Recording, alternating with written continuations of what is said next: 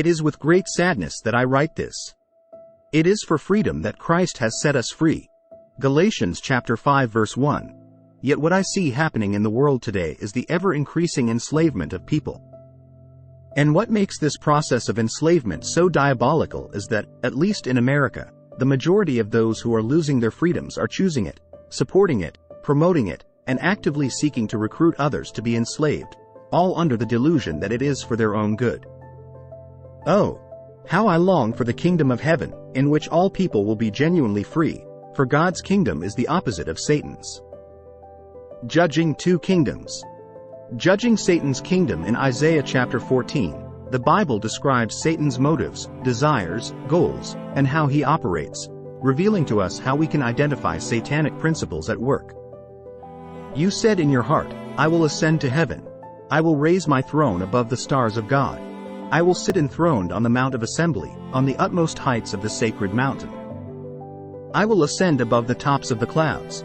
I will make myself like the Most High. Satan's motive is self-exaltation. His desire is to rule over others. His goal is domination, to exploit the masses for his benefit. His method is deception, and the outcome of applying his principles is death. He, Satan, was a murderer from the beginning, not holding to the truth, for there is no truth in him. When he lies, he speaks his native language, for he is a liar and the father of lies. John chapter 8 verse 44. See also Hebrews chapter 2 verse 14. Judging Christ's kingdom. This is the exact opposite of Jesus, whose motive is love. John chapter 15 verse 13. His desire is to bless others, and his goal is the unity of friendship. John chapter 15 verse 15. 2 Corinthians chapter 5 verses 17 to 21. Jesus is the source of truth and life. John chapter 14 verse 6. The Bible describes Jesus' motive, desires, and goals. Christ Jesus, being in very nature God, did not consider equality with God something to be grasped, but made himself nothing, taking the very nature of a servant, being made in human likeness, and being found in appearance as a man. He humbled himself and became obedient to death, even death on a cross. Philippians chapter 2 verses 5 to 8. Greater love has no one than this, that he lay down his life for his friends. John chapter 15 verse 13. Jesus uses power to bless and uplift the masses, not dominate and exploit them. Satan uses deception to break our connection of love and trust with God and incite fear. As soon as Adam and Eve sinned, they ran and hid because they were afraid. Genesis chapter 3 verse 10. Fear is the result of sin. It turns us away from love and trust. But Jesus' kingdom is the kingdom of truth and love, and there is no fear in love. But perfect love drives out fear. 1 John chapter 4 verse 18. Satan wants us to be his slaves, pawns, serfs, mindless drones controlled by him. Jesus wants us to be free, understanding friends with self-governance who live in harmony with him and his Father. John chapter 15 verse 15. Galatians chapter 5 verse 22. Satan's kingdom uses lies, power, force, coercion, and any other method to destroy individuality and take away freedom. God's kingdom uses truth, love, and freedom to ennoble and develop individuals to gain ever more autonomy and liberty in harmony with the principles of truth and love. Understanding these differences gives insight into how Satan manipulates people to collude with evil, to use his methods and, thereby, enslave and entrap themselves. When God's principles are practiced, people are ennobled. They develop ever greater ability to think, reason, and discern and gain greater virtues of godly character, greater autonomy, greater ability to love, and greater freedom. When Satan's methods are in operation, people will eventually lose their ability to be free, independent, autonomous. They become enslaved. Satan at work. Satan has multiple methods to achieve his domination and control of others. The most straightforward ways, such as physical enslavement by force, assault, rape, human trafficking, murder, gang violence, rioting, pillaging, stealing, etc., need not be addressed here, because these are obviously evil and easy for people to identify. What we will examine is where Satan tricks people into giving up their freedom for some promise of a better life. And despite the results, the objective outcomes that people experience, the loss of autonomy for themselves, their descendants, and communities with the greater dependence upon others, whether moguls, corporations, or governments. These captured people keep supporting the processes, methods, individuals, and systems that are enslaving them.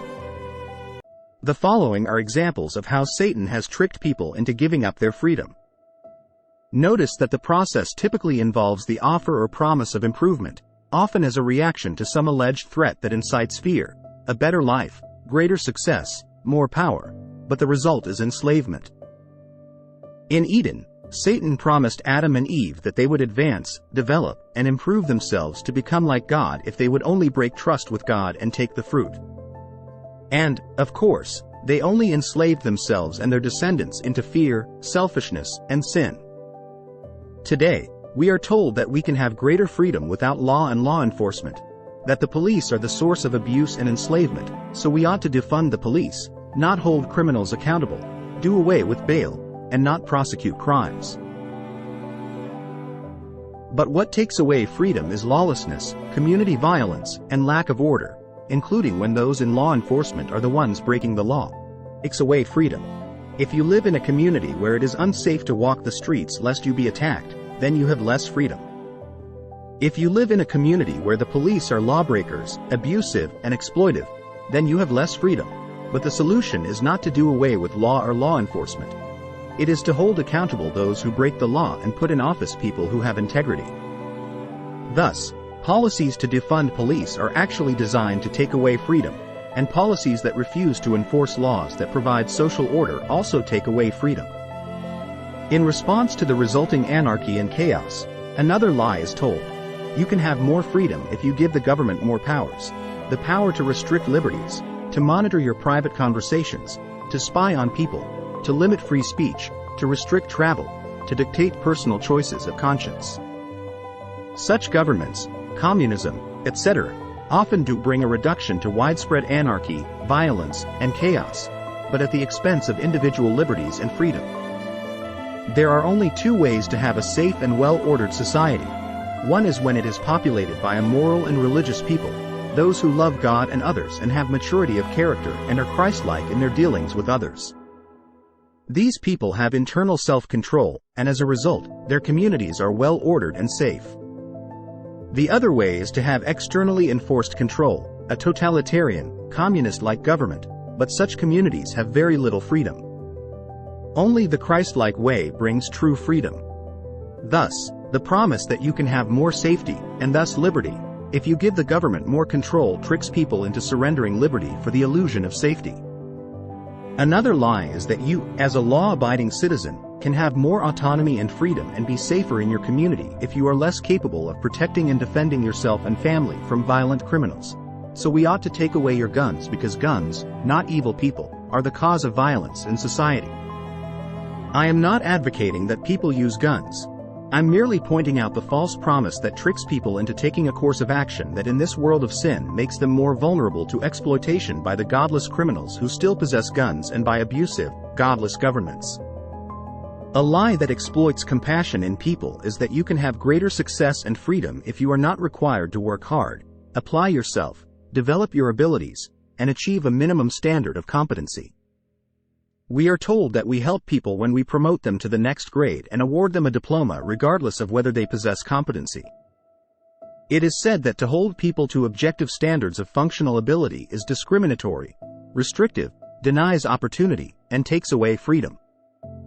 But it is just the opposite. School systems that fail to provide real education are what take away freedom. Getting passed to the next grade, receiving a diploma, but without actual ability is worthless. Understand reality. If you cannot read, write, or do basic math, then you are less free regardless of what diploma you hold. If you have never been taught to think and discern fact from fiction, weigh evidence, or critically reason through lies to find the truth, but instead have been indoctrinated into a certain philosophy, you are less free. If you must look to others to tell you the answers, you are less free. This is one of the reasons the Taliban obstructs women from receiving an education. Another deception is that the government can make better decisions for you and your family than you can, and that you can have greater freedom if you give more of your money to the state in the form of higher taxes. But the exact opposite is true. The less money one has, the less freedom they have in our society. So high taxes reduce freedom, as does high inflation, which, by increasing the costs of goods, reduces the buying power of one's savings and undermines freedom, as does high energy prices, which increase the cost of living in all goods and especially takes capital from the poorest, thus reducing their freedom. One of the biggest lies designed to take away freedom from the masses is that our carbon dioxide emissions are destroying the planet and that we can have a better world with more freedom if we stop using fossil fuels. But the truth is the exact opposite. The use of fossil fuels returns carbon and water to the atmosphere, which increases plant life and growth, thus making the Earth greener and reducing uninhabitable deserts, causing the planet to become more human-friendly. Further, fossil fuels provide cheap energy, giving people greater freedom and autonomy. Fossil fuels in automobiles and motorcycles allow people to move quickly and freely over vast distances. One can hop in their car and drive across the country, as gas stations are available everywhere, whereas electric vehicles limit movement to a few hundred miles before the charge runs out and one must pause for long periods to recharge. Additionally, building electric vehicles requires the use of trace metals that are limited on planet Earth. This means that it is literally impossible to replace all the gas-burning vehicles with electric ones, as there are not enough of these metals to produce the number of vehicles needed. Thus, to move in the false, green, direction, focusing upon reducing carbon dioxide emissions, will take vehicles away from the vast majority of people, limiting their ability to travel and move freely, making them rely on government transport, again reducing freedom. The climate change lies also cause people to support so-called environmentally friendly changes in all kinds of industries and products, such as light bulbs, straws, manufacturing, and appliances, which force people to buy more expensive products that have no proven benefit to the environment but which enrich the corporations that produce those new products at the expense of the masses, who are further impoverished by the requirements to buy these products. All of this takes freedom away from people, but the masses support it because they believe the lie that they are making the world and their own lives better. Don't confuse climate change lies with our responsibility to be good stewards and not pollute and destroy the planet. Yes, we are to avoid pollution, but carbon dioxide is not pollution. It is the natural byproduct of all living animals and is a life-giving gas to all the plants on Earth. We are to be good stewards and advance God's instruction to have dominion over the planet, to develop it in ways that are not destructive. But the carbon emissions narrative is a lie designed to exploit the masses and enrich and empower the few. Another lie is that you can have better health by doing whatever you want and taking medications to treat your illnesses. But the opposite is true. Sickness, disease, and other health problems take away freedom. The more illness one has, the less freedom, so policies that make junk food cheap and healthy food expensive work to make the poor less healthy and, therefore, less free. Also, policies that lead people to make choices that cause them to become lifelong dependents on the pharmaceutical and healthcare systems take away freedom. Things like the so-called gender-affirming care. Think about the loss of freedom a person experiences once they go through that treatment and are required to take various hormones and other treatments for the rest of their lives.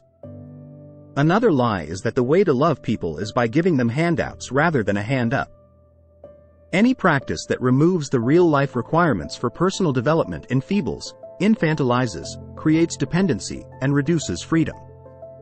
Real love for others always seeks to help them develop themselves to the maximum of their abilities, and no person can advance and develop without applying themselves to achieve. Programs and policies that claim to care about the welfare of people but which cause loss of ability, which enfeeble, are another trap of this world that tricks people into making themselves dependents. Another false promise that tricks people into giving up freedom is that we will have a better and safer society if we have information monitors to protect us from dangerous ideas and misinformation. But all restrictions on free expression eventually will be used to restrict the truth, and it is the truth that sets people free. John chapter 8 verse 32. If people are not given information about various options, risks, and alternatives, if they are told only one avenue is open to them, then their freedom is restricted. All forms of censoring, media manipulation, so-called truth monitors, and any form of deplatforming, denial of the flow of information, including academic censors that refuse to publish scientific and academic papers that support creation science, the obstruction of the evidence-based papers that question the COVID narrative and policies, the refusal to publish articles that exposes the climate change lies, all restrict liberty. By not allowing open, honest, and free debate, discussion, and publication of all sides of the issues, by only promoting one narrative, freedom of choice is restricted. Satan's kingdom is the kingdom of lies, of fear, of selfishness, of a few ruling elites rising up to dominate, exploit, and manipulate the masses for their own benefit. In the world today, this is often done by duping the masses into supporting the very policies and people who are enslaving them. But God's kingdom is just the opposite. It is the kingdom in which the king gives of himself to uplift the masses. It is the kingdom of truth, love, and freedom. We cannot find this kingdom in the nations of this world, for all the nations of this world operate on the power over others method. The United States tried to establish a government that limited the corrupting influence of power, that limited the ruling class from exploiting the masses. But those protections are slowly being taken away, and they are being taken away through policies designed to enslave people through poor education and godlessness, which leads to greater fear, anarchy, purposeful and willful refusal to enforce laws, purposeful inflation, intentional increase in energy costs, the continued climate change lies, and unhealthy lifestyle practices. The elites in power make most of these problems, either in fact, poor education, inflation, high energy costs, or in fiction. Climate change, law enforcement causes less freedom, and then the creators of these problems promise that if you put them in power, they will deliver you from these problems, and thus you will have a better life with more freedom. But it is all a lie. Look at the outcomes of various governments and policies and judge for yourself. Don't collude with evil. Don't choose to enslave yourself by surrendering your thinking to others or by supporting policies that take away our freedom. In the end, the beast of Revelation will arise claiming to do justice, to make the world better, but it will exploit and abuse the masses. Then, the whole world will realize that their only freedom was ever and always in Jesus Christ and in practicing the principles and methods of God, which are truth, love, and freedom.